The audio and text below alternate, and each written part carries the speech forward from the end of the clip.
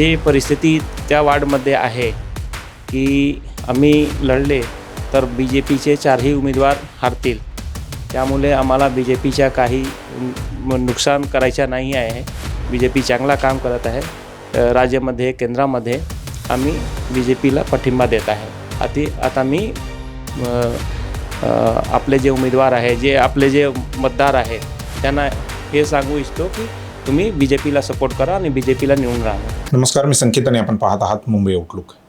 वसई विरार महानगरपालिकेमध्ये आपण आहोत आणि ह्या महानगरपालिकेमध्ये मिश्राजी म्हणून आहेत जे अपक्ष निवडणूक लढवत आहेत. अपक्ष निवडणूक का लढवत आहेत आणि त्यांची एक रिक्षा युनियन पण आहे, एक संघटना आहे रिक्षा चालक मालकांची. त्यांची आता काय भूमिका आहे, कशा पद्धतीने हे निवडणुकीला सामोरे जात आहेत, त्याविषयी चर्चा करण्यासाठी मिश्राजी आपल्यासोबत आहेत. मुंबई आउटलुकमध्ये तुमचं स्वागत आहे. कशा पद्धतीची ही निवडणूक लढवत आहे? वसई विरार शहर महानगरपालिका प्रभाग क्रमांक 26 मध्ये मी अपक्ष उमेदवार आहे आणि आम्ही याच्यापूर्वी 2015लाही उमेदवार होतो आणि तेव्हाही मी चुनाव लढले होते आणि आता उमेदवार आहे. आणि जे परिस्थिती त्या वार्डमध्ये आहे की आम्ही लढले तर BJPचे 4ही उमेदवार हारतील, त्यामुळे आम्हाला BJPच्या काही नुकसान करायचं नाही आहे. BJP चांगला काम करत आहे राज्यामध्ये, केंद्रामध्ये. आम्ही BJPला पाठिंबा देत आहे.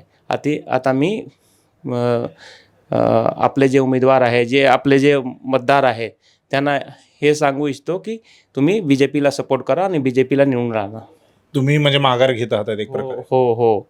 आम्ही BJPला समर्थन देत आहे. BJPचे सर्व उमेदवाराला आम्ही पण समर्थन देतो आणि आमचे रिक्षा युनियन तर्फे सर्व BJP उमेदवारांना समर्थन आहे. का समर्थन? म्हणजे ठीक आहे, तुम्ही म्हणता केंद्रात काम करताय, चांगलं राज्यात काम करताय, इथे अजून काम करण्याची संधीच मिळालेली ना भाजपला, तर ह्या महानगरपालिकेमध्ये तुम्ही भाजपला का समर्थन देतात? भाजपला समर्थन ह्यासाठी देतात की भाजप चांगला काम करते. नगरपालिकामध्ये भाजपाची सत्ता येईल तर ते चांगला काम करतील. आम्ही जर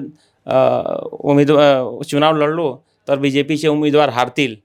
3-4 उमेदवार आहेत, ते हारतील, 100% हारतील. त्यामुळे आम्ही त्यांना जिंकण्याकरिता महानगरपालिकेत सत्ता येण्याकरिता आम्ही त्यांना पाठिंबा देत आहे. हे तुम्ही स्वखुशीने म्हणजे स्वतःहून हा निर्णय घेतला आहे की तुम्हाला भाजपकडून काही गोष्टी सांगितल्या? भाजपकडून काही सांगितलं नाही, आम्ही स्वतः करतो. आणि आमच्या रिक्षा युनियनचे जे पदाधिकारी आहेत, जे आमचे लोक आहेत, ते सर्व सांगितले की तुम्ही भाजपाला पाठिंबा द्या. पुढच्या वर्षी भाजपाकडून तुम्हाला चांगला काम करत संधी मिळेल चुनावसाठी, उमेदवारी. पुढच्या निवडणुकीमध्ये तुम्ही भाजपकडून निवडणूक लढू शकता अशा पद्धतीने? अशा पद्धतीने आमचे लोक सांगितले की तुम्ही भाजपाला पाठिंबा द्या, पुढच्या वर्षी तुम्हाला भाजपा उमेदवारी देईल 100%. तर मी भाजपाचे सर्व उमेदवारांना समर्थन देतो. बरं, काय मुद्दे आहेत तिथले? म्हणजे आता तुम्ही निवडणूक संपण्याच्या दिशेने चालली आहे, 13 तारखेपर्यंतच प्रचार आहे, 15ला वोटिंग आहे. म्हणजे अगदी निवडणूक ऐन तोंडावरती आली असताना तुम्ही माघार का घेताय? मुद्दे काय तिथले? मुद्दे आहेत की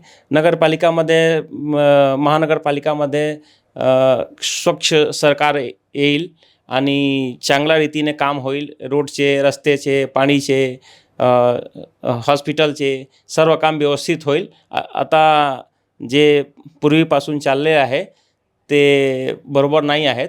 आता ते भाजपाची सत्ता पाहिजे इकडे. ते राज्यामध्ये भाजपाची सत्ता आहे, केंद्रामध्ये आहे, ते मिळून सर्व चांगले काम होतील. त्यासाठी आम्ही पाठिंबा देत आहे. निवडणुकीमध्ये तुम्हाला तिकीट मिळेल हे भाजपकडून सांगण्यात आलं आहे की तुमचं तुम्ही ठरवलं? नाही, भाजपाकडून काही सांगण्यात आलेलं नाही. भाजपाकडून ह्याच सांगण्यात आलेलं आहे की तुम्ही चांगला काम करा, तुम्हाला पुढच्या वेळी संधी मिळेल, संभवतः संधी मिळेल तुम्हाला. बरं, तर निवडणुकीचा प्रचार जो आहे तो आता शेवटाला आलेला आहे.